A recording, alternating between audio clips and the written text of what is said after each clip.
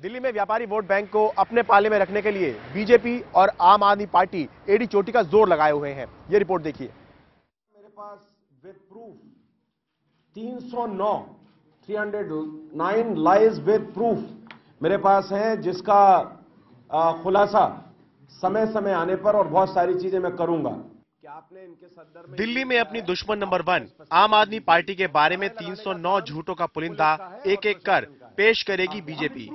2 झूठ सोमवार को पेश किए। आम आदमी पार्टी के राष्ट्रीय संयोजक अरविंद केजरीवाल के इस दावे को झूठ बताया कि उनके मुख्यमंत्री रहते एक भी छापा नहीं पड़ा। आप 49 दिन का डेटा निकलवा लो सरकार से। हमारे टाइम में दिल्ली के अंदर एक भी वैट की रेड नहीं हुई थी भाई साहब। आरटीआई को क्या मानेंगे आप? क्वेश्चन पढ़िए और आंसर देखिए। जो आरटीआई में आंसर मिला है, अब इसको आपने जो हमने एक सवाल पूछा कि कितनी रेड हुई है, तो उन्होंने बताया इतनी रेड है, उसके बाद इतनी रेड है। ये सारी की सारी 151 रेड लगभग हर 2 घंटे के अंदर आपने दिल्ली के व्यापारियों के अंदर रेड की है। जबकि आम आदमी पार्टी अपने दावे पर कायम है। उसके मुताबिक 151 असल में छापे नहीं बल्कि सैंपल चेकिंग है।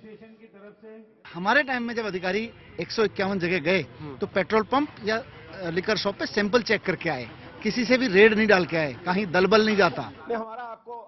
सतीश उपाध्याय केजरीवाल के रिकॉर्ड टैक्स कलेक्शन के दावे पर भी सवाल उठा रहे हैं, याद दिलाते हुए कि सरकार 14 फरवरी को चली गई, जबकि केजरीवाल 31 मार्च तक का रिकॉर्ड पेश कर रहे हैं। बीजेपी के दूसरे दावे पर आने से पहले एक बार फिर अरविंद केजरीवाल का दावा सुनते हैं। मेरे टाइम में 3 महीने में 5,666 करोड़ रुपए का टैक्स इकट्ठा हुआ था।